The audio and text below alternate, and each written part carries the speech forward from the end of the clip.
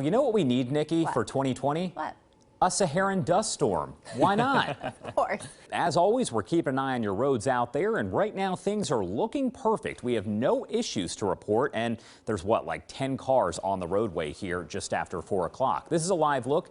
I-24 west of Ellington Parkway, and zooming in once again, not one traffic icon showing up. That is great news to start off your Thursday. Your drive times are perfect as well. Murfreesboro to Nashville going to take you about 27 minutes. Bellevue, a 12-minute drive. Spring Hill, 26. And coming in from Lebanon, just a few extra minutes there on I-40 at 35 minutes. A breaking news alert now. A man has been charged weeks after a fatal shooting at a Madison gas station. Nikhil Smith has the update from the WKRN.com alert desk.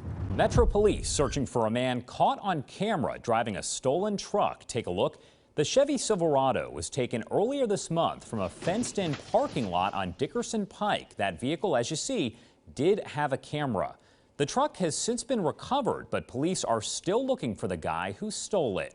If you've seen him, call that number. Crime Stoppers there at 615-74-CRIME. Two people are safe after being pulled out of a creek in South Nashville. Crews were called out to an area near Hogan Road in Edmondson Pike around 8 last night. Police say they were down near a creek bed taking pictures when water started rising rapidly. The two hung onto a bridge until first responders could reach them. Water eventually subsided, which helped with the rescue. Both are expected to be okay. The Nashville Fire Department confirms 5 active cases of the virus. 3 EMS workers have tested positive, and so have 2 firefighters. The department says it will keep an eye on other staff members who had contact with them. They will be tested if necessary. Medical units and fire stations where the 5 work have been decontaminated. Nashville is in phase 3 of reopening, but the fairgrounds will not hold the July flea market or any expo events next month. A spokesperson cited the phase's attendance limit of 250. The flea market usually draws thousands of people. Dee Dee Jackson was stuck in her car on a turnpike in Oklahoma City during a storm. So Jackson called 911, and fortunately, Natalie Daigle and her EMT partner were able to get there in time. They loaded Jackson into the ambulance, but her baby was ready to make his appearance a week early, so they pulled over on the side of the turnpike. Now, Jackson is grateful both her and her new son, King, are healthy. The CDC learning more about pregnant women who test positive for COVID-19. New data shows pregnant women with COVID-19 may be more likely to be hospitalized, admitted to the ICU, and put on ventilators. But the CDC says the risk of death for pregnant women does not seem higher. The Trump administration asking the Supreme Court to overturn the Affordable Care Act. The court has previously ruled the individual mandate in the law is unconstitutional. In the fall, they will decide if other parts of the law can be retained.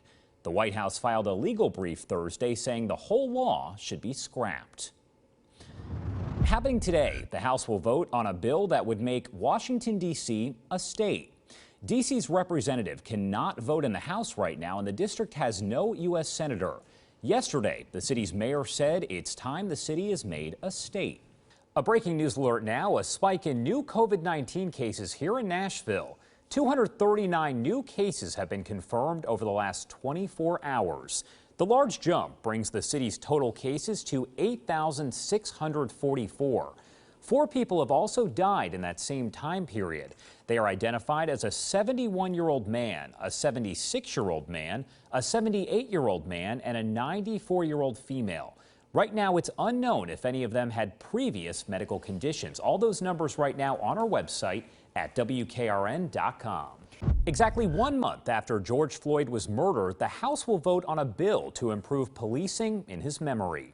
The George Floyd Justice and Policing Act of 2020 would ban chokeholds, classify them as a civil rights violation, and establish a national registry of misconduct with the Department of Justice. It would also reform qualified immunity for law enforcement, provide prohibitions on racial profiling, and ban no-knock warrants in federal drug cases. Representative Jim Cooper from Tennessee says he will vote in favor of the bill.